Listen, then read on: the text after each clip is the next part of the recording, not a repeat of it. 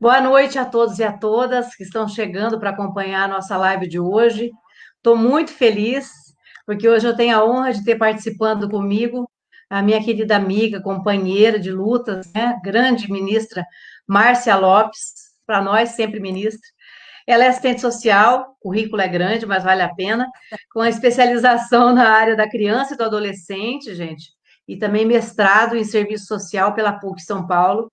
Foi professora do curso de serviço social na UEL por 30 anos, onde ela se aposentou, né? Foi secretária da assistência social de Londrina de 93 a 96, foi vereadora em Londrina de 2000 até 2004, foi secretária nacional de assistência social e secretária executiva do MDS de 2004 a 2007, presidiu a rede de pobreza e proteção social dos países da América Latina e Caribe pelo BID em 2007, foi ministra de Estado do Desenvolvimento Social e Combate à Fome em 2010. Consultora nacional e internacional por organismos internacionais do Sistema ONU, FAO, Unicef, PNUD, União Europeia e BID, em países da África e América Latina e Caribe. Compõe a coordenação da Frente Nacional em Defesa do SUAS e da Seguridade Social. Agradeço, só tenho que agradecer essa mulher maravilhosa. Obrigada, viu, Márcia? Essa mulher Imagina. guerreira, eu admiro demais, por você ter encontrado um tempinho na sua agenda, que eu sei que é bem corrida, né, para falar comigo, e com todos aqui de Jacarezinho, do Norte Pioneiro, que se importa com as pessoas que precisam da assistência social, né? Sobre esse tema tão relevante sempre, mas de modo especial nesse momento de pandemia, né? Falar sobre o SUS e o SUAS, como trabalhar com ambos juntos, né? E o desmonte, na meu ver, depois se eu tiver errado, você me contesta, mas o desmonte de ambos em tempo de pandemia. Então, gostaria que antes da gente cumprimentar o pessoal que está chegando, que você fizesse uma saudação antes de entrarmos no nosso tema propriamente dito. Boa noite, Márcia. Boa noite, Tina. É um prazer te rever, não é assim, por aqui, Pois e é, dizer também da minha admiração por você. Nós vivemos ainda, né, num tempo, num país em que, quando as mulheres, né, se dispõem a ser militante de muitas causas, né, isso é motivo de muito orgulho. Então, você também, né, uma mulher guerreira, uma mulher que já viveu uma experiência de administrar uma cidade, né? Eu acompanhei de perto esse período, então também não podia deixar jamais, né, de deixar de atender esse convite tão especial. E falar também para a região, já tive muitas vezes aí na região, já fui professora de muitas assistentes sociais que estão aí, conheço muitos trabalhadores do SUAS, de outras áreas aí da região, o NUCRES, né, que é o núcleo que coordena as ações e articula as ações dos assistentes sociais, da nossa categoria, porque eu sou assistente social. Então, quero sim, falar para todos que nos assistem, de Jacarezinho, da região, do Paraná e do Brasil, porque essa live está no Brasil. Eu mandei aí é para várias verdade. redes. Então, é isso. Obrigada. Eu que agradeço. Antes da gente começar a entrar no tema, Márcia, vou dar um alô para o pessoal que está aqui com a gente já, ó. A Tá lá. Márcia Davi Freitas, boa noite, Márcia. Sua xará, Márcia, ó, grande amiga Que nossa. bom. A Fátima Ribeiro falando boa noite também, boa noite, Fátima. O Carlos Tomate Júnior, nosso pré-candidato a vereador, sempre conosco aqui, né, Carlos? Brigadão, viu? A Rosângela da Silva falando boa noite, mulheres guerreiras, boa noite, Rô. Vamos ver quem que curtiu a gente aqui, para eu dar um oi aqui também, vamos ver. É o Erivelto. Ih, apertei errado aqui, vamos ver aqui. Estou aprendendo a mexer com essas coisas ainda, menina, é duro, viu? Ah, o Não é Zé fácil, Isaac, não. o José de Jesus Isaac, nosso ex-prefeito de Santana de Tararé, e se Ah, Deus quiser vai ser delícia. novamente prefeito. O Que Carlos bom. Alberto e a Vilma Pini. O Carlos Alberto, ele é professor Pini, lá da faculdade da UEMP, professor de Legal. previdenciário, um grande companheiro e excelente professor, excelente profissional da área previdenciária. Que Também bom. conosco o professor Márcio Carreri, outro grande professor também Opa, da conheço. UEMP, né? Um grande companheiro também. A Rosilene Pimentel, o Elcio e a Cláudia, a Roseli da Silva, Fátima Ribeiro, Erivelto Alves. Vamos ver quem fez coraçãozinho para nós. Meu marido, Gilberto Ribeiro, suspeitíssimo, beijo, amor, e o Everaldo V. Merlot. Um abraço, gente. Obrigada pela audiência e obrigada por estarem conosco aqui nesse tema tão importante, recebendo a nossa querida sempre ministra Márcia Lopes. Minha querida, vamos entrar no nosso tema, então, que tem bastante pergunta, né? Senão nós não vamos dar conta aqui. Vamos lá. Eu queria ver contigo, eu vou fazer algumas perguntas, você se sinta à vontade para acrescentar, ou então para alguma coisa que não for pertinente, falar, não, Tina, não é bem assim, me corrija, porque eu sou leiga, Tá. embora seja entusiasta da área, né? Como se dá o trabalho conjunto do SUS, que é o Sistema Único de Saúde, aliás, com o SUAS, que é o Sistema Único da Assistência Social, numa pandemia? Eu pergunto isso que hoje pela manhã, acho que eu te falei em off também, né? Eu estava conversando com uma amiga minha que é assistente social, e ela reclamou que houve uma precarização de ambos, né, desses ambos sistemas pelo governo, que houve a diminuição de beneficiários do BPC, que é o benefício de prestação continuada, né, e o processo de tramitação está muito lento, né, e a tramitação também de aposentadoria e outros direitos também estão parados, filas enormes. Ela disse que atende pessoas com auxílio-doença, que está em análise desde o dia 11 de abril, até hoje não obteve resposta, essas pessoas estão sem receber. Eu também concordo com ela, porque estou agora há quase 2 anos advogando, uma das áreas que eu tenho advogado é previdenciária, e realmente a gente sente que tem um desmonte aí, né, que está muito, cada dia mais difícil mesmo para as pessoas que precisam, né, dessa área tão importante, mas as pessoas mais vulneráveis, né, Márcia? Então, e com a pandemia, eu vejo que isso piorou demais, porque agora com as agências, né, da Previdência fechadas, tudo tem que ser pelo 135, às vezes também pelo sistema meu INSS, e as pessoas às vezes não conseguem, não têm acesso, né? Então, eu queria que você comentasse como que funciona, como que deveria funcionar, como deveria se dar esse trabalho numa pandemia dos dois juntos, e se realmente precarizou isso nesse período. Ok, Tina. Então, eu tenho, né, feito muitas lives e eu, como sou membro da coordenação da Frente Nacional em Defesa do SUAS, desde 2016, desde o período do golpe, então eu continuo me relacionando com o Brasil inteiro, né, com os trabalhadores do SUAS, mas de outras políticas públicas também. E, sem dúvida, nesse momento, né, o momento de uma pandemia que nós jamais imaginávamos enfrentar, né? Felizmente, o Brasil ele enfrenta alguns desastres naturais, mas muito menores, né, do que a maioria dos países da América Latina e de outros países do mundo. Né? Nós temos secas, temos enchentes, temos alagamentos, né? Os desastres que aconteceram lá em Minas Gerais, em Brumadinho, mas também epidemia, né? Epidemias, por exemplo, da dengue, mas jamais imaginávamos enfrentar uma pandemia como essa, né? De um vírus que, apesar dos especialistas, dos infectologistas, de toda a inteligência que o Brasil tem nas universidades, né, em toda a rede de saúde, esse vírus ele é completamente desconhecido, né, e quase ingovernável. Então, um momento como esse, né, ele traz uma grande responsabilidade para os governantes, para as entidades todas, para o cidadão, né, para qualquer município, independente dele ser ou não atingido pelo vírus. São 5.571 municípios que temos no Brasil, 399 no Paraná, né, e nós sabemos, como hoje eu fui fazer faxina na casa da minha mãe de manhã e ouvindo, né, a televisão e dizendo que nós estamos iniciando ainda, não chegamos no pico da pandemia, porque eles estavam questionando a abertura de São Paulo, a flexibilização.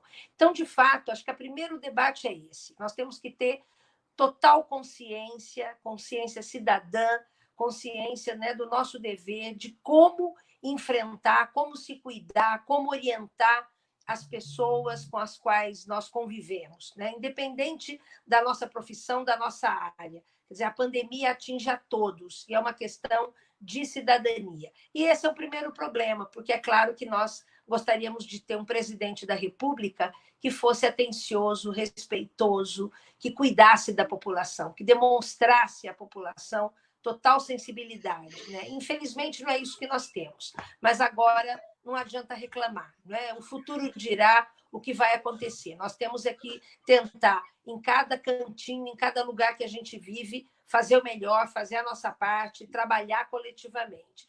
Então, o SUS, você sabe, né, e as pessoas que nos assistem sabem que o SUS é um patrimônio, não só do Brasil, é da humanidade. O SUS tem sido reconhecido mundialmente, não é? Tanto é que o próprio presidente, ex-presidente dos Estados Unidos, veio aqui à época conversar, não é, com a presidente Dilma para entender como é que era o SUS no Brasil, porque os Estados Unidos não tem sistema público, não é? Então, ele é um sistema que tem uma estrutura super importante, ele tem uma organização, né? Independente se ele funciona bem ou não, porque aí tem problema de gestão, tem problema de recursos, tem várias situações, mas ele, sem dúvida, né, ele é um sistema que nos protege muito, né, e que é eficiente, que tem resultados. E, claro, a saúde é uma política essencial, né, na vida das pessoas, de todas as pessoas, independente da condição, de onde moram, da classe, da cor, das preferências todas. A saúde, né, eu não estou dizendo da doença, estou dizendo da saúde mesmo, da prevenção e da atenção no momento da doença, né? E é muito importante. E aí, a assistência social, o que acontece? Quando a pessoa tem acesso à proteção social, quanto mais as pessoas se sentirem protegidas, atendidas, cuidadas, né? Que tiverem conhecimento da sua vida, dos seus direitos, claro que essa pessoa vai ser mais saudável em todos os sentidos. Infelizmente, o Brasil, eu não vou ter tempo de contar aqui, né?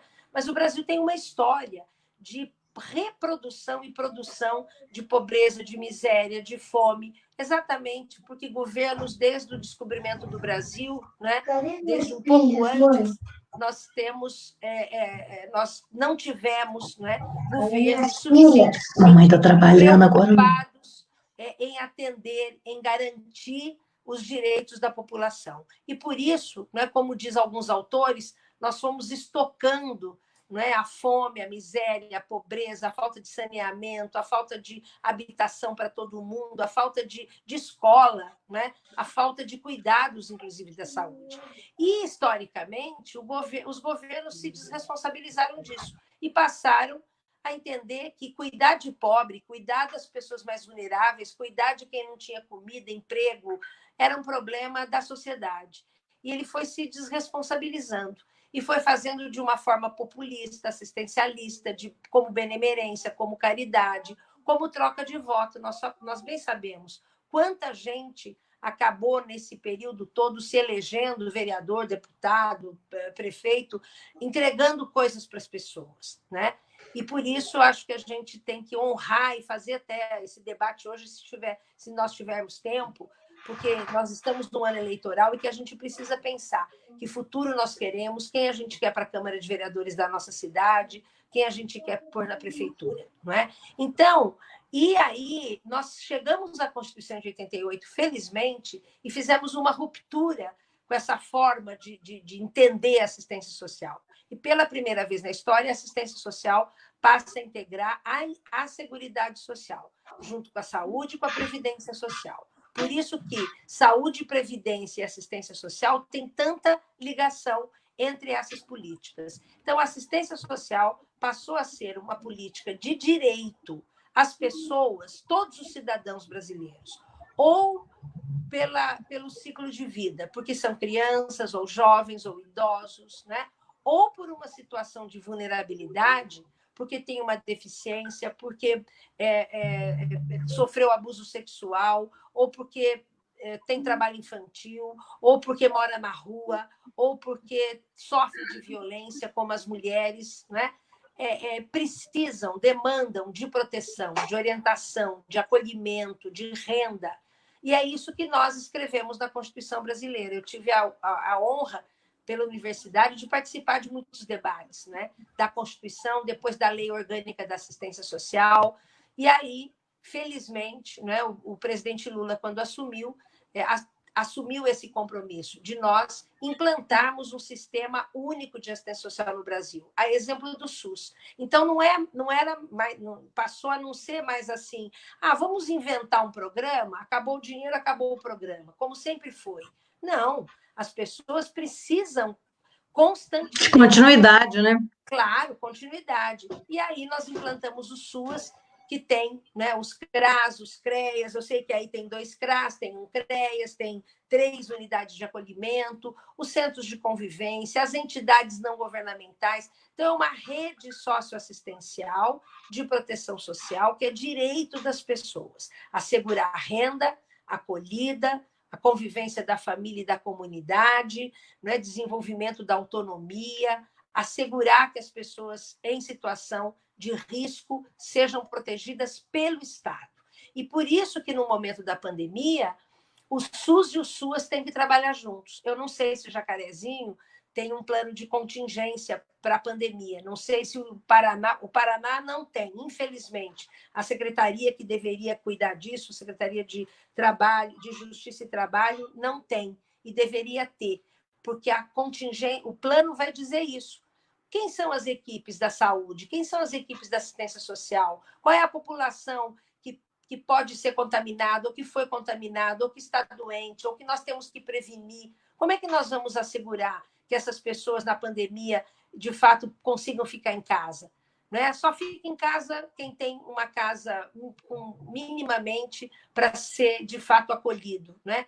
Que tem água, que tem alimentação, que tem uma renda mínima. Então, é nesse ponto, porque agora a televisão, toda a mídia diz, mas a gente não sabia que tinha tanta desigualdade no país. Quando a gente falava lá no nosso governo, do cadastro único, do Bolsa Família, né, nós recebemos muita crítica das mídias, né, que era Bolsa Esmola, que era populismo. Agora as pessoas estão vendo. Nós temos 29 milhões de famílias no cadastro único. Nós conseguimos tirar, né, todo o Brasil, 40 milhões de pessoas da pobreza. Quer dizer, felizmente, eu tive a honra de integrar a equipe do presidente Lula e de coordenar o Fome Zero por 5 anos, com 13 ministérios, de coordenar a implantação do SUAS, da segurança alimentar e nutricional. E quem mora em Jacarezinho sabe bem o que é isso. O que é o PA, o que é a cisterna, o que é o restaurante popular, o que é a cozinha comunitária, né? O que é você valorizar a agricultura familiar. Então, quando o trabalho que hoje os CRAS, os CREAS, as unidades de acolhimento têm que fazer é justamente fazer um trabalho integrado com a saúde.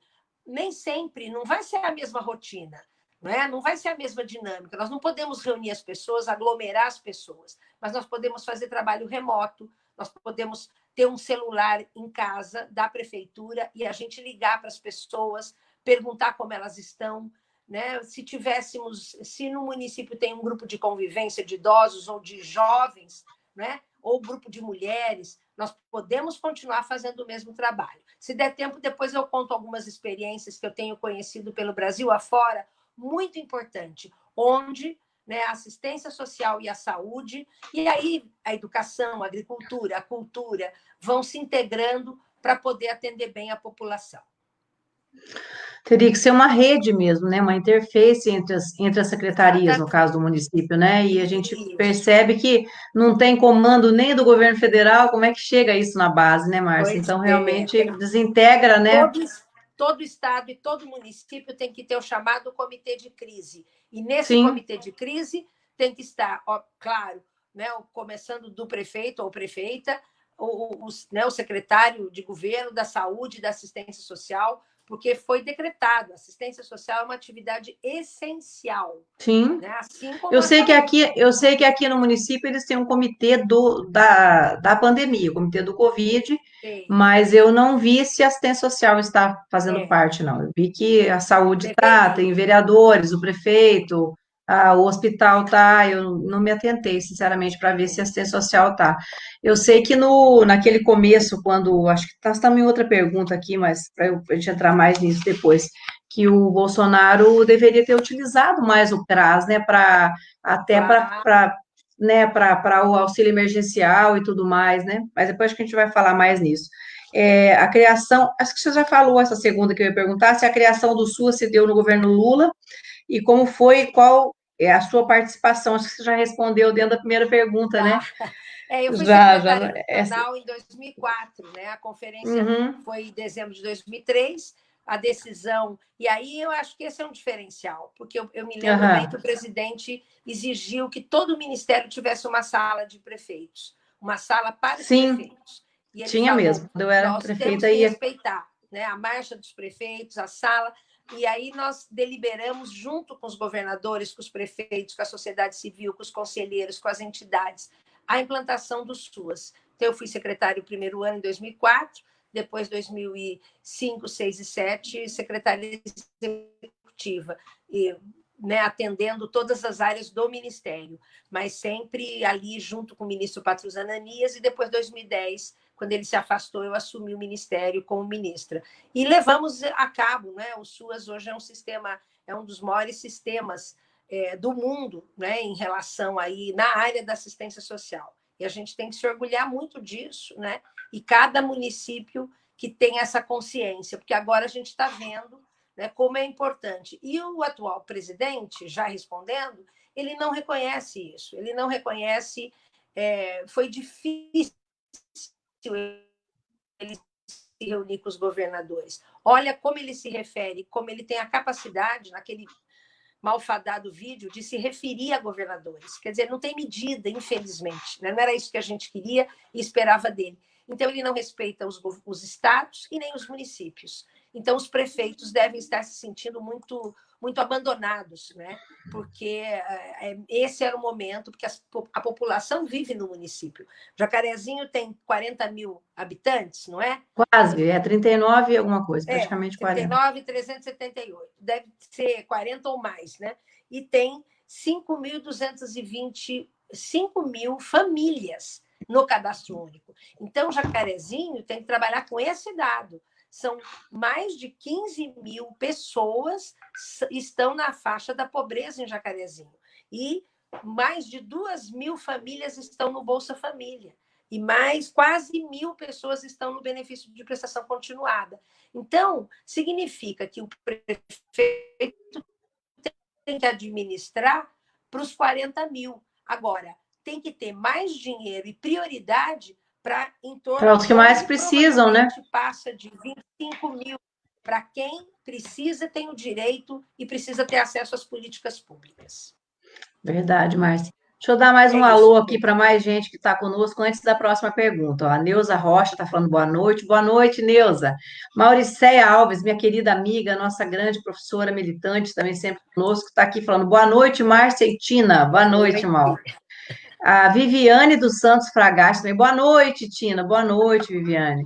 O Paulo Antônio Duarte, professor Paulinho, também está aqui com a gente. O Edson Cadari, lá de Santo Antônio da Platina, está aqui batendo palminha. Opa! Obrigada, Edson, companheiro nosso também. Adalberto Prado está falando, estou aqui, Tina. Um abraço, companheiro Adalberto. Sueli Ribeiro Medeiros, nossa companheira, presidenta do PT lá de Andirá, está aqui com a gente. Ó. Boa noite, companheiras, ótima explanação. Dayana Arantes, boa noite, um beijo no Matheus, minha prefeita linda. Obrigada, Dayana, mandando um beijo para o meu filho. A Estela Alves Silva Santos, boa noite, gata. Boa noite, gata. A Estela está em todas as lives também com a gente, obrigada. A Marisa Nove Vieira. A Marisa é assistente social, será? Assistente Ela social, já estava secretária, aguardando ali. chegando a dar certo. Ô, Marisa, um Grande abraço, amiga. querida. A Sara Aparecida Brandão, boa noite, companheiro. Sarinha, lá de Santo Antônio da Platina, conosco. A Flávia Dalalva Martins, boa noite, Flavinha. Thaís Donizete Tomás, Deus abençoe vocês imensamente. Amém, Thaís. Um beijo, querida. Sidney Ferreira, nosso pré-candidato a vereador, está aqui conosco. Boa noite, Sidney. O Adalberto está falando, ó, comandante da PM de Minas Gerais vira presidente da Função Nacional de Saúde. Tamo lascado. Ai, Adalberto do céu, tá duro esse governo, né? A Marisa está falando o seguinte: nós nos orgulhamos muito do governo Lula e o valor que tínhamos como assistentes sociais. Verdade, né, Marisa? O Sidney, grande Márcia. Ah, o Sidney foi chefe, é verdade. O Sidney foi chefe da Do regional da escritório Secretaria de regional. Estado, é Ah, me verdade. lembro do Desculpa, agora. Sidney. Desculpa, Sidney, não ter lembrado, é verdade. Ele falou assim que ele. Quer ver, ó? Grande Márcia, fui chefe da regional da Secretaria de Estado do Trabalho e Assistência Social de Jacarezinho e sou testemunha dos avanços conquistados na sua gestão. Satisfação poder te ouvir. Que bom, Eita. obrigada. Quem mais que está aqui? A Angélica Rosa. Parabéns, Tina, pela iniciativa e sempre abordando assuntos tão esclarecedores. Ô, nega, obrigada. A Angélica foi minha diretora da assistência social na época que você foi ministra. Que A legal. Luciana Michelato está falando boa noite também. O Amaury Brevilieri, boa noite. Sempre muito bom ouvir nossa querida Ah, Márcia. grande amigo. A Luciana Michelato, sou de Cambará. Elo, obrigada, Cambará também conosco. Obrigada Que pela bom, que audiência, bom. gente. Muito bom. Então, nesse período que você foi ministra, coincidiu com o meu segundo mandato de prefeita. Mas antes, quando você estava já lá de secretária executiva também, eu já estava. Eu fiquei de Sim, 2005 a 2012, né? sim, Que houve a criação dos CRAS, que são os Centros de Referência da Assistência Social, e dos CREAS, né, que é o Centro de Referência e Especialidades da Assistência Social. Aqui em Jacarezinho, nós fizemos dois CRAS, um lá no bairro Aeroporto e outro na Vila São Pedro. A minha intenção era fazer mais um no distrito do Marcos dos Reis e na Vila 7. E foi interessante porque, assim, à medida com que o Ministério da Saúde fazia UBS, as antigas UBS, que eram pequenas e não tinham, assim, não atendiam a comunidade do tamanho que precisava ser uma UBS, a gente transformava em CRAS, fazia uma pequena reforma, aqui eu fiz assim, e fui transformando sim. em CRAS. E eu fiz mais duas UBS, que foi várias, mas assim, nesses dois bairros que tinham condições de fazer mais dois CRAS, que era na Vila 7 e no Marcos dos Reis, que é um distrito mais distante da cidade.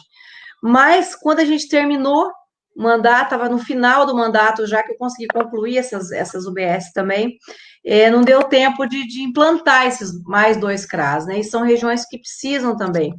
E, infelizmente, com esse atual prefeito, quase 8 anos, já estão lá os prédios sem utilidade e Puxa, não foi mais implantado nenhum CRAS, né?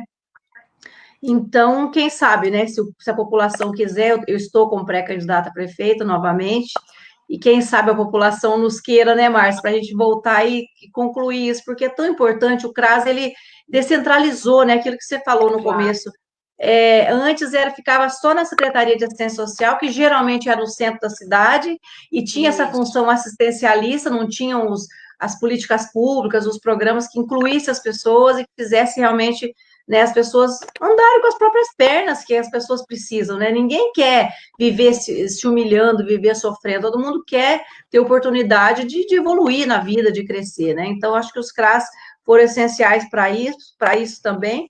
E na época, o CREAS, nós conseguimos implantar um CREAS também aqui, que eu tinha feito um prédio próprio, um CREAS mais próximo do bairro Aeroporto, e o atual prefeito resolveu levar junto com a Secretaria de Assistência Social. Eu também não sei como é que está isso, o funcionamento. Então, assim, eu queria que você falasse mais dessas políticas públicas, se realmente você acha que foi essencial e como é que é, se, né, mais profundamente do que eu, você falar, claro que de uma maneira que toda a população consiga entender, mas assim, o que foi o impacto, né, dessas criações aí que você ajudou a É. criar e implementar. Então, Tina, eu tive a oportunidade, como professora da universidade, do Departamento de Serviço Social, nós fizemos muitos projetos de pesquisa e de extensão. E eu me lembro, desde a época do Estatuto da Criança e do Adolescente, da criação dos conselhos tutelares, depois da Lei Orgânica da Assistência Social, eu me lembro que a gente subia numa Kombi e ia até toda a região da Munop, a Munorp, a gente ia até a fronteira aí, né? Me lembro que fui muitas vezes, fui a Jacarezinho, fui a Ourinhos, fui a Santo Antônio da Platina, inclusive, fui em várias regiões, Cornélio, eu sei que a Eliane Lopes aí, que é a esposa do Amaury Brevilieri, deve estar Ela está falando acompanhando aqui, aí, ó, né? tá aqui, tá o Amaury Brevilieri, dela colocou embaixo. É a Eliane Lopes, só que eu estou assistindo pelo Isso, Face do marido. é uma grande amiga, uma grande amiga e articuladora na região, a Marisa Nove. Então, foi uma luta muito grande. Por que foi uma luta? E a gente fazia questão de conversar com os prefeitos. Como eu te disse, o Brasil é muito grande, o Brasil é um país continental, o Brasil tem uma diversidade enorme, cada município tem a sua história, a sua cultura, a sua economia. Então, tem município que é uma comunidade, que é um bairro pequeno de uma cidade média, de uma cidade grande, não é assim? Olha São Paulo. Por que São Paulo tem tanta dificuldade de administrar a pandemia? Porque são mais de 40 milhões de pessoas. É muito mais do que a maioria dos países da América Latina. É só o México que é um país grande. Eu fui para o Uruguai fazer um trabalho lá, 3,5 milhões de pessoas, todo o Uruguai. Né? El Salvador são 7 milhões de pessoas. Então, o Brasil é muito grande. Por isso que o Pacto Federativo foi uma estratégia fundamental de organização do Brasil. O governo federal, com as suas atribuições de financiar, coordenar, estimular, fazer bons sistemas de informação, né? Assegurar políticas públicas adequadas ao Brasil, né? Comunidades indígenas que nós temos, quilombolas, comunidades de fronteira. Olha a realidade de Foz do Iguaçu, que está ali na tríplice fronteira aqui no Paraná. Sim. Nós temos comunidades indígenas, quilombolas, ribeirinhos. Né? Isso tudo precisa de uma leitura, precisa de um conhecimento da realidade. E depois, né, os grandes municípios, metrópoles e os pequenos municípios. Paraná, a maioria dos municípios do Paraná tem até 20 mil habitantes, até 50 mil habitantes. Então, nesse sentido, foi muito importante a gente pensar num sistema descentralizado e que garantisse um equipamento público. Então, na saúde, a porta de entrada do SUS, onde é? Na unidade básica de saúde. Sim. A UBS. A porta de entrada do SUAS, onde é? No CRAS. O CRAS. Então, a gente criou o Centro de Referência da Assistência Social, tem que ter psicólogo, tem que ter assistente social, tem que ter um coordenador, tem que ter educadores, porque a política tem que ter investimento, tem que ter concurso público, tem que ter valorização dos trabalhadores. Por quê? Tem município, com certeza, Jacarezinho é um deles. 50% da população está nessa faixa que demanda dos serviços da assistência social. Tem município Sim. que 90% da população está no cadastro único. Cadastro único é para quem ganha até meio salário mínimo por pessoa da família. Então, naquele período, a gente queria fazer tudo, mas não deu tempo. A gente implementou praticamente 9 mil CRAs no Brasil. A gente implantou quase 3 mil CREAs em todo o Brasil. Né? No Paraná, nós temos 563 CRAs e 191 CREAs. Então, eles são a expressão da organização do SUAS, mas todos as unidades de acolhimento, os centros de convivência, os serviços de convivência comunitária com a juventude, com os idosos, integram essa rede de proteção social. Então, foi muito importante. Infelizmente, apesar da Constituição dizer que é uma política de Estado, a LOAS diz que é uma política de Estado, né? Nós temos uma lei do SUAS, aprovada em 2011, é uma lei de Estado. Infelizmente, o governo federal e mesmo o governo do Paraná, eu tenho muita tristeza com o Paraná, sabe, Tina? Eu já falei isso, eu me lembro quando o Requião era governador, que foi com quem a gente teve mais acesso, né? Eu reclamava, porque o Paraná é um estado incrível, é um estado que pode ser muito desenvolvido. A região de vocês sabem o que tem que ser feito para desenvolver a região. Infelizmente, né, o que nós estamos vendo agora também é uma secretaria de Estado que não entende nada de assistência social, nem o secretário, nem o diretor. Né? Infelizmente, se o Sidney estiver me ouvindo, ele vai dar razão. Eu brigava com os governadores há muito tempo, porque eu fui conselheira estadual de assistência social. Né? E a Eliane Lopes também estava lá comigo, a Marisa Nove, muita gente aqui da região, e a gente brigava por quê? Porque o governo federal, quando eu assumi o ministério, eram 8 bilhões em 2004. Quando eu saí, eram 42 bilhões. Quando a Tereza Campelo saiu, 84 bilhões. Hoje, o orçamento do Ministério deveria ser em torno de 110, 120 bilhões. Sabe quanto é? 53 bilhões. E ainda não paga. Caiu ainda. Pagar. 60, quase 70% a menos. Então, não tem jeito, entendeu? Ninguém faz milagre. Tem que ter orçamento, tem que ter gestão, tem que ter compromisso, tem que saber planejar o que os estados e os municípios precisam. E foi muito importante que a gente tivesse essa articulação, né, no nível federal com os estados com os municípios. Agora, outro dia eu encontrei um prefeito aqui da região do Sudoeste e perguntei para ele, falei, por que vocês deixam tão barato assim? Vocês estão no município, vocês têm responsabilidade, a população precisa de bons serviços públicos, precisa saber que ela vai chegar num CRAS, num CREAS, e que vai ser bem acolhida, orientada, encaminhada, né? Que ela vai poder fazer, entender como é que são as suas necessidades, entender por que acontece a violência, ou quem está na rua. E na pandemia, tudo vem à tona. Hoje nós estamos vendo. O governo federal mesmo ficou assustado, porque quando fizeram a lei que o governo federal não queria assegurar, por pressão, R$ 200 por família. O auxílio emergencial, que acho que você ia perguntar, né? Então, depois eu vou falar sobre o auxílio emergencial. Segura. Vergonha, é verdade. É uma vergonha o que está acontecendo. E eu fico indignada e brigando com todo mundo, mas no bom sentido. E eu acho sei, que brigando para que a coisa aconteça, né? São importantes porque nós temos que ter força, nós temos que ter resistência, né? Nós não podemos ficar imobilizados, né? Não adianta a gente reclamar, a gente tem que lutar. Deixa eu mandar mais um alô para quem está mais aqui com a gente. Vamos ver. Então tá a Eliane, né, no Face do Amauri, né? Tá falando assim, boa noite, sempre muito bom ouvir nossa querida Márcia. Quem mais? Angélica Rosa falou, a Lenir Assis, nossa querida amiga, nossa ex e futura vereadora de Londrina, né? Tá aqui falando, ó, uma grande alegria ouvir essas duas grandes amigas guerreiras, Tina e Márcia Lopes, parabéns. Beijo, minha querida. Nossa, vai ser vereadora de novo lá, Lenir, se Deus quiser, né, Márcia? A Maria Aparecida Neves de Souza, olá, boa noite, olá, Maria. A Tereza Cristina Novaes, professora aqui, nossa guerreira do município também. Muito massa, guerreiras. Márcia Lopes, acompanhe teu trabalho desde o Ministério. Muito bom, gratidão. Gratidão, Tina, por proporcionar-nos essa live. Encontro de luta e sempre por um bem maior. Elas por elas sempre. E elas também. E eles também. Está animada aqui. A Evanildes, nossa querida companheira, professora também lá de Baiti.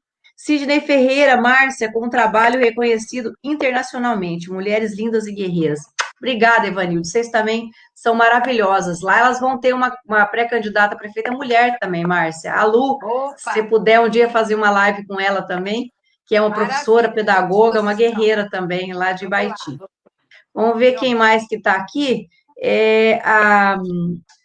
A Edu Virges Cunha. Beijo, Edu. A Sânia Olga Borg, professor Pedro Bonotto, lá da UEMP, também está aqui conosco, a Gláucia Martins, a Gláucia foi nossa diretora da assistência social, que também é assistente social, uma grande guerreira. Quem mais aqui? O Marcelo e a Rosalva, o Leonardo Carvalho está aqui conosco também, beijão, Léo, o Vanderlei Coelho, o João Bianchi, a Rosilene Pimentel, o Reginaldo e a Andréa Kustner, a Lúcia Valentim, Elias Ferreira da Silva, Valesca da Costa, Vivers, Ana Paula Camargo Arendt. Beijo para todo mundo. Daqui a pouco nós damos mais um alô aí. Que bom. Então, eu quero dizer o seguinte: como os governos deveriam agir em relação ao atendimento à população, principalmente aos mais vulneráveis. Não sei, acho que você também já andou respondendo no meio aí, nós a gente vai misturando as perguntas, né? Mas eu estou perguntando isso porque, com relação ao auxílio emergencial, como você falou, que o Bolsonaro no começo queria que fosse só R$ 200, e o nosso pessoal fez a luta lá para aprovar 600, e que às vezes pode ser até 1.200 quando for mãe solo e chefe de família, ou então quando o casal não tem renda nenhuma, né? Pode os dois pleitear. Se você acha que o Bolsonaro deveria ter usado o CRAS para dinamizar essa entrega, evitar as filas e a humilhação das pessoas. E também, nesse mesmo gancho, se o Bolsonaro está desmontando, né, o SUAS e o SUS com o intuito de fragilizar ainda mais essa população mais pobre. Então, Tina, eu sempre digo que quando a gente elege um prefeito, ou um governador, governadora e presidente, enfim, a gente, independente de partido, a gente sempre quer que ele seja melhor do que o outro. Porque o Brasil, nós temos uma dívida social enorme. O Brasil foi um país que manteve a escravidão durante muitos e muitos anos, séculos. Então, nós temos uma 300, dívida mais de 300 anos, né? absurdo, né? com os irmãos negros, negras, né? Com a população indígena. Então, e com a pobreza mesmo. O Brasil não era para ter essa pobreza. Eu trabalhei na África, depois que eu saí do Ministério, pela FAO, Unicef, os organismos da ONU, fui várias vezes para a África, depois aqui para a América Latina toda. Agora eu estou fazendo um trabalho no México com crianças migrantes. E o que é o que o pessoal dizia? Aqui não tinha fome na África. Passou a ter fome depois dos colonizadores. Né? Então, sejam os franceses, os ingleses, os americanos, é isso que aconteceu com o Brasil também. Né? Então, os europeus que aqui vieram.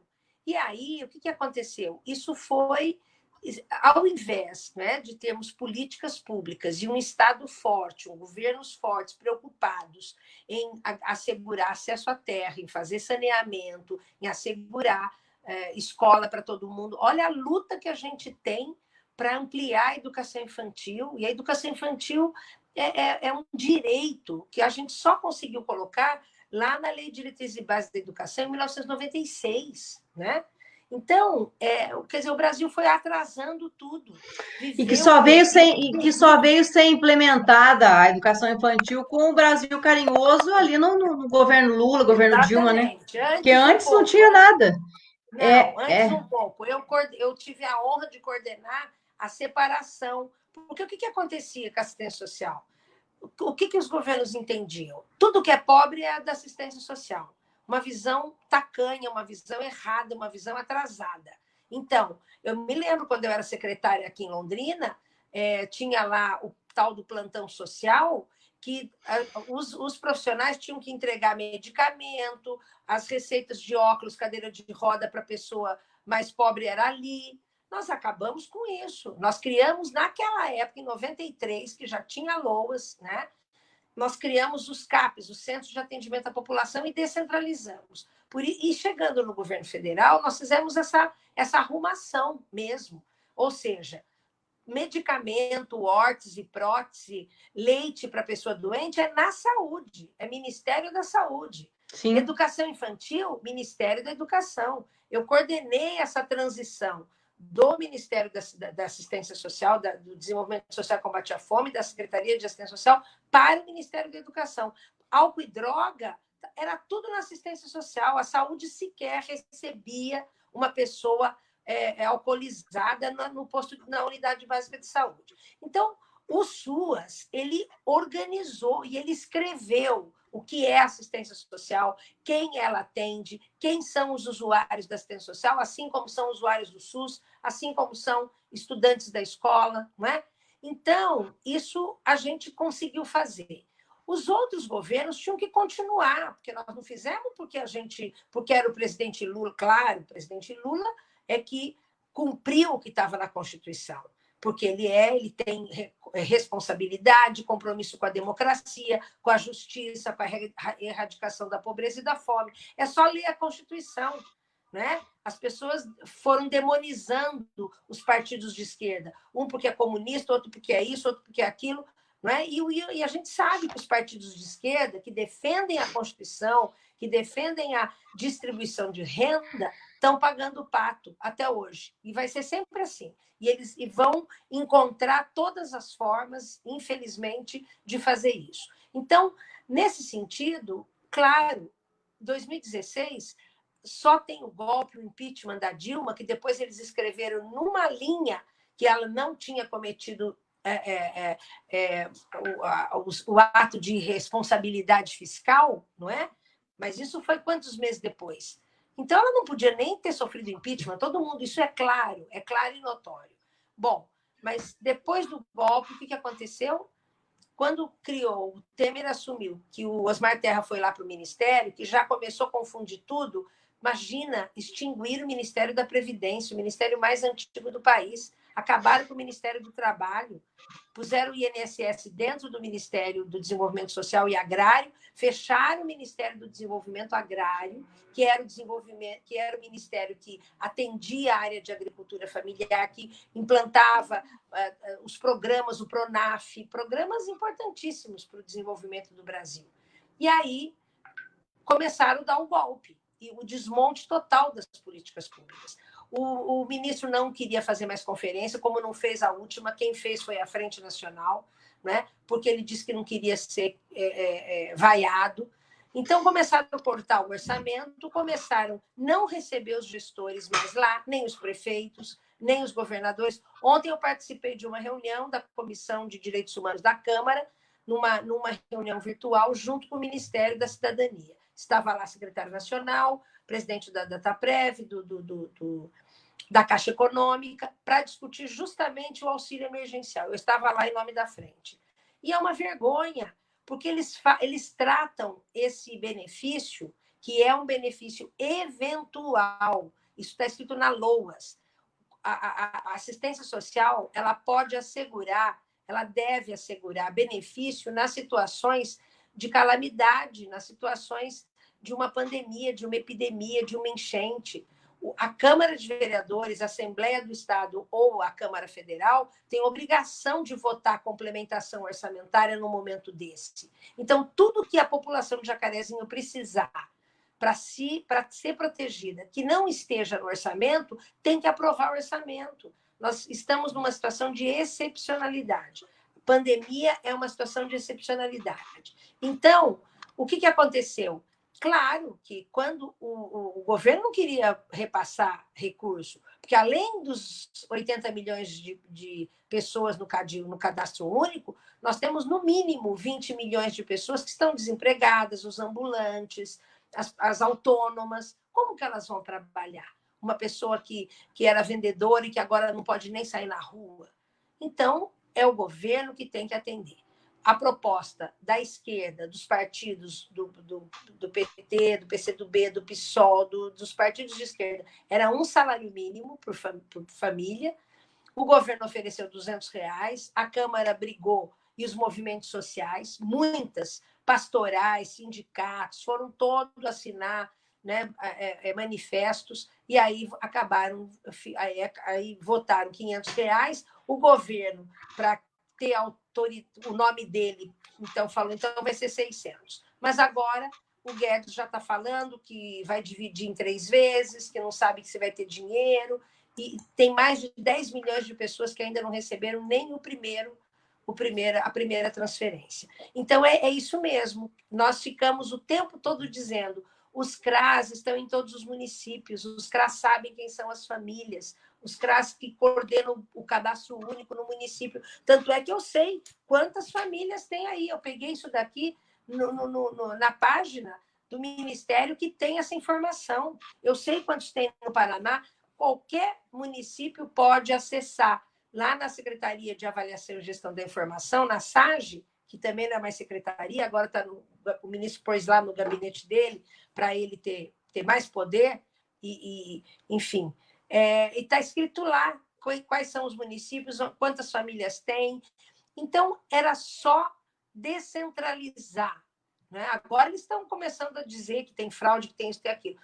Claro, eles não descentralizaram.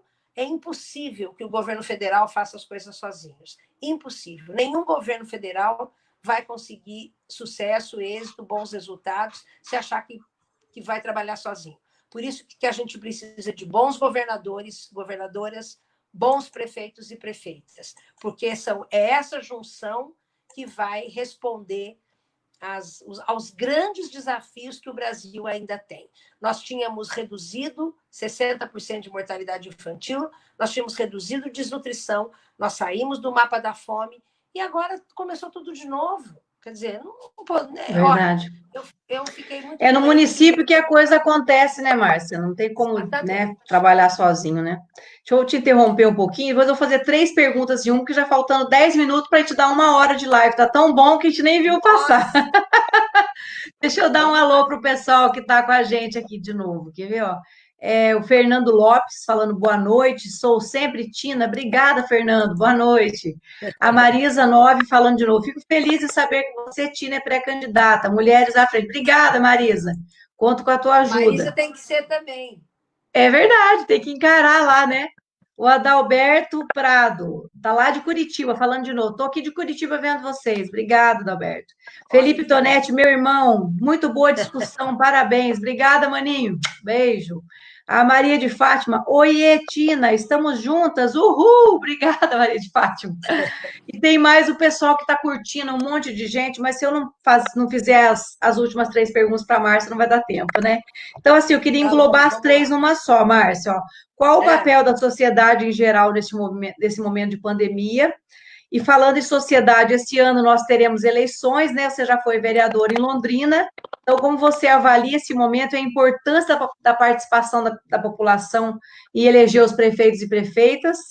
E cá entre nós puxar a sardinha, porque a gente acredita, aqueles que são comprometidos com suas, comprometidos com a LOAS, comprometidos com, isso né, mesmo. com o cuidado com as pessoas, mas sem assistencialismo, né? E como você acha que um prefeito ou prefeita, né, falando diretamente nisso, como eu sou pré-candidata novamente aqui em Jacarezinho, deve atuar no SUS e no SUS para reduzir as desigualdades sociais e melhorar a vida dos mais pobres? Vamos lá, rapidamente, então. Bastante Bom, coisa, né? Mas primeiro o papel da sociedade, ele é fundamental. Pela primeira vez, a gente colocou na Constituição de 88, uma das diretrizes da Constituição é a participação da sociedade. Teve um período que, se a gente reclamasse, é isso que não pode voltar e que está voltando, quando a gente criticava, quando a gente reivindicava, a gente era preso, torturados, não é? Eu vivi isso na universidade ainda, né, o resquício da ditadura militar. E as pessoas, aqueles que não têm noção do que é isso, ainda defendem. Né? Foi um período terrível do Brasil, né, de absoluto retrocesso, porque nós não podíamos falar o que a gente sentia, o que a gente precisava. Graças às mulheres que foram para as ruas, que foram cobrar, não é?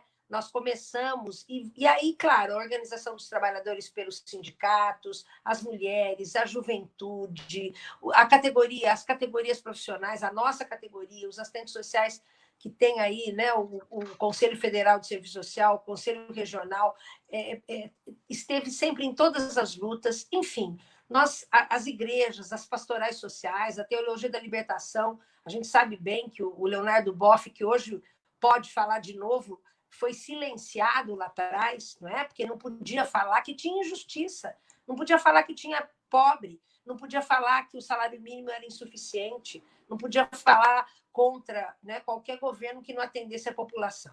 E o papel do Estado é esse: o Estado tem que atender toda a população.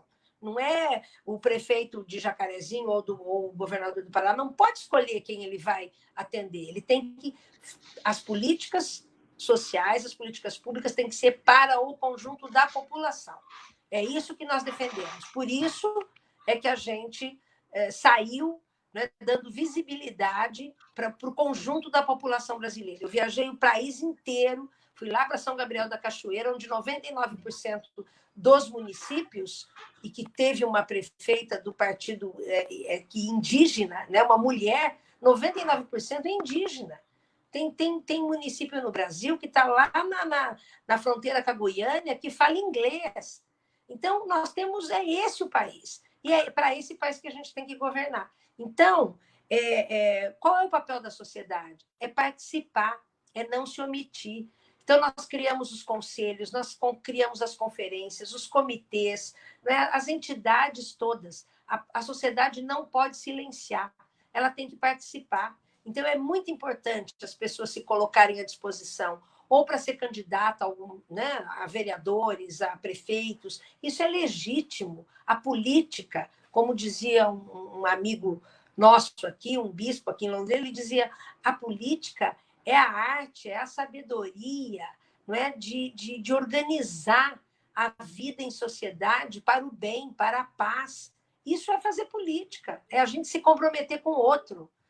Não é essa selvageria que o próprio governo tem estimulado. Imagina quando estimula o armamento, como é que a gente pode concordar com isso? Então, o papel da sociedade nessa pandemia é denunciar o que não está sendo feito, é se preocupar com as pessoas que estão expostas, que não podem se isolar, que não podem fazer distanciamento, não é? Cobrar da Câmara de Vereadores que ela aprove orçamentos, complemente orçamentos que dê para atender a população, cobrar que o município tenha um plano de contingência e que a comunidade conheça, usar os meios de comunicação, as rádios comunitárias, a mídia, que tem que estar a serviço da população. E, nesse sentido, eu já respondi um pouco, não é? Quem vai fazer isso? A sociedade pode fazer. Inclusive, iniciativas de solidariedade é fundamental nesse momento. Ninguém pode passar fome, ninguém pode deixar de ter material de higiene para se cuidar, ninguém pode deixar de ter máscara para poder usar, ninguém pode... Esses dias uma senhora me disse, sabe por que foi importante esse auxílio emergencial? Porque eu pude fazer uma parede na minha casa. Eu precisava, e ela demorou, agora que ela recebeu o primeiro, né? E o governo pode pagar na hora, se ele usasse os SUAS, se ele usasse os sistemas de tecnologia e se ele, de fato, chamasse os governadores e trabalhasse em conjunto, o presidente com os governadores e com todos os prefeitos. Então, esse é o momento em que o prefeito tem que ser liderança, o prefeito tem que ter responsabilidade e saber que não é só a saúde, mas se ele conseguir assegurar o bom atendimento na saúde, se tiver que contratar, vai ter que contratar mais profissionais, tem que valorizar os profissionais da saúde. Olha quantos profissionais estão morrendo, estão adoecendo.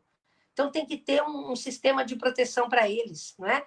A educação, a cultura, a agricultura, a assistência social, todas as políticas agora, o prefeito tem que chamar, né, todo mundo para que olhe a cidade, olhe as demandas, olhe as necessidades e faça a proteção necessária à população, com planejamento, com recurso, não tendo medo, tendo coragem de enfrentar o governador, inclusive. Por que o governador não pode ser preservado? Ele está eleito e ele tem que atender às necessidades dos municípios do Paraná. Eu tenho falado isso, né, na Assembleia. Fez esse programa, desculpa te interromper, mas já falando do governador, fez esse programinha aí de R$ 50, né, para a pessoa. Pois Gente, tinha que ser o governador, ó, se o governo federal fez de R$ 600, o governador tinha que fazer um de pelo menos R$ 300, um auxílio emergencial, exatamente, né? Exatamente. E os prefeitos fazerem de 150. Aí você complementaria, daria o salário mínimo que a pessoa precisa, né? Isso, é o mínimo. Mas é o mínimo. O bem isso. Diese, esses dias eu entrei no site do Diese. O Diese diz que o salário mínimo no Brasil hoje deveria ser R$ 4.300, para assegurar que uma família tivesse o mínimo de dignidade. O mínimo de dignidade, então, é bem isso. Então, não tem, é isso mesmo. Para os bancos, o governo federal passou 1,2 trilhão sem triscar, sem questionar. Agora, para assegurar para a população alguns bilhões para assegurar renda, e outra, Tina, que a gente tem orientado, ou por transferência de renda ou por vale. E, de fato, a logística que o governo do Paraná está usando para fazer chegar esse vale gasta mais do que se fizesse uma transferência complementar de renda. E, infelizmente, tomara que aí em Jacarezinho, quem esteja fazendo é a rede, né, de educação, da assistência social. Que eu soube, estão fazendo no CRAS. Que eu soube, está fazendo no CRAS. Em Curitiba, as igrejas fizeram. Quer dizer, deram os vales para os pastores entregar. Não é possível isso. Isso é o quê? Isso é assistencialismo. Quando você usa da situação do outro para você se locupletar, para você aparecer, para você se promover. Então, a gente não pode admitir isso. Então, é muito importante, né, que os prefeitos e prefeitas, e eles têm poder para isso, têm o poder que a população delegou aos prefeitos para eles terem coragem de tomar decisão, para não ficar na mão de quem acha que vamos abrir o comércio, isso não é verdade, está todo mundo exagerando. O prefeito e o comitê de crise são os responsáveis pela vida das pessoas. É disso que nós estamos falando. E por isso eu também, né, me animo de pensar as eleições, porque eu fui vereadora em Londrina em 2000. A Leni, que nos assiste, foi vereadora. Né? Aqui em Londrina, nós tivemos muitos vereadores e vereadoras que fizeram excelentes trabalho com responsabilidade, fizemos audiências públicas, íamos para os bairros, íamos para a área rural, fizemos boas leis. Né? Então, claro que dá para fazer um bom trabalho. Eu tenho sempre falado para os assistentes sociais, para os psicólogos, para os professores, sejam candidatos, se disponham. Isso é um serviço coletivo fundamental para a cidade. Nós vamos assegurar que as futuras gerações, né, tenham uma outra realidade. Então, eu espero. Agora é muito difícil debater eleição, né, porque nós estamos preocupados com a pandemia, mas o TSE já falou que as eleições serão prorrogadas, mas os mandatos não serão adiadas ou serão, né? Então, deve acontecer. No máximo para dezembro, no máximo dezembro. Então, é legítimo. Quem é que Jacarezinho, Santo Antônio da Platina, Cornélio, Andirá, Londrina, quem nós queremos eleger como nossos representantes na Câmara de Vereadores, né? E na prefeitura? É muito importante que a gente pense isso. Quem é que está do lado do povo? Quem é que, de fato, quer que a cidade cresça e se desenvolva para o conjunto da população e não só para um grupo econômico, né, que sempre usufruiu dos governos e que não... Né, só faz para si e para o seu grupinho, né? Exatamente. Então, eu espero Márcia, que a gente debata as tá, eleições, que a gente se engaje, né, nas campanhas, que a gente exija, que a gente denuncie, que a gente defenda a vida. Essa é a melhor forma de todos nós participarmos e cumprirmos os nossos sonhos aqui. isso aí, tá ótimo, mas nós estamos com 1h02 de live já. Deixa eu dar os últimos beijos aqui pro pessoal. Falando em Cornélio, a Neuza Matias Catarino, a Fiô, lá que foi vereadora nossa em Cornélio, está aqui com a gente. Opa, convidei a Fiô, que bom. O Francisco Tempesta, beijão, o Chiquinho está sempre com a gente, a Cacilda Rodrigues Biagini também, beijão, Cacilda, o Daniel Augusto de Santos Porto, ele é de uma cidadezinha vizinha a Cornélio. Leópolis. Aí, estava fugindo da minha cabeça. Maravilhosas e guerreiras, ele está falando para nós. A Márcia Pascoal Pons, Tina Prefeita, obrigada, Márcia. A Flávia da Lava Martins, também está batendo palminha. Enfim, gente, Márcia, eu só quero agradecer você imensamente pela sua participação aqui na nossa live. Você enriqueceu demais, você sabe que você me inspira na luta, né? E para um dia nós conseguirmos, quem sabe, pôr fim às desigualdades sociais, né? A gente tem lutado para amenizar, mas quem sabe um dia, né, a gente consiga pôr fim a tudo isso. E você não deixa a gente desanimar nessa luta, né? Porque mesmo com esse governo horroroso aí, esses tempos de obscuridade, né? E ainda mais agora com o agravante da pandemia, mas tendo uma pessoa como você, aguerrida, sempre disposta a lutar, a falar e levar a mensagem mesmo, a gente fica contente de saber que não está sozinho na luta, né? Então, se você quiser despedir do pessoal, fazer as considerações finais, que daí eu já vou encerrando aqui também. Obrigada, Tina, obrigada. Eu agradeço muito a honra, né, de estar com você, porque é isso, né? Nós somos um time de mulheres guerreiras, de mulheres determinadas, né? Mulheres e homens, todos aí que nos assistem. Eu acho que a vida, né, tem esse sentido, né? Para a gente passar por ela sabendo que nós cumprimos o nosso papel e que nós estamos preparando, né, as novas gerações para continuar. Não é fácil, nós temos muitas contradições, né? A sociedade não precisava enfrentar isso, o mundo não precisava enfrentar isso. Mas, infelizmente, né, o egoísmo, o individualismo, o capitalismo, o consumismo, né, ele vai destruindo, ele vai tentando sugar, né, tudo o que as pessoas têm, pelo poder, né, pelo dinheiro. E eu tenho certeza que nós fazemos... E a sociedade é assim, ela é dividida. Ela tem lados, né? E tem um lado que acha que é normal, que é natural.